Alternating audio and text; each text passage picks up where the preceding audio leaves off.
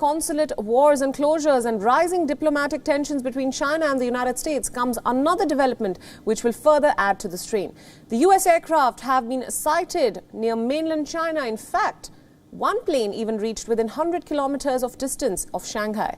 After naval exercises in Southeast Asia, it seems that the Trump administration has decided to flex even more military muscle in the region to send a message to Beijing. A Chinese think tank associated with the Peking University has claimed that a US military anti-submarine aircraft along with a reconnaissance plane entered Taiwan Strait.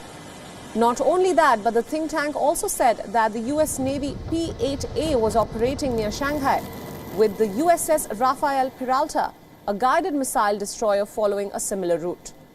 The think tank claimed that the P-8A aircraft came within 76.5 kilometers distance of Shanghai, which is the closest that any US aircraft has come to mainland China in recent times. It also claimed that a US EP-3E was conducting close-in reconnaissance of Guangdong less than 100 kilometers from the coast. The think tank claimed that it was the 12th day in a row that US military planes have approached the mainland coast. The Taiwanese Defense Ministry has not commented on any of these claims as of now. This is not the first time that China is making claims about US aircraft spying on its military assets.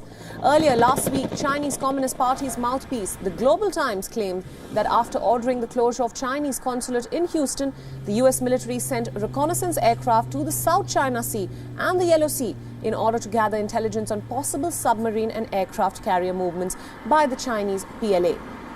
US-China tensions have hit a new high ever since the US ordered the closure of the Chinese consulate in Houston, following which China ordered the US consulate in Chengdu to shut down by 10 a.m.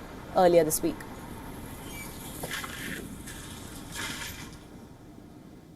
According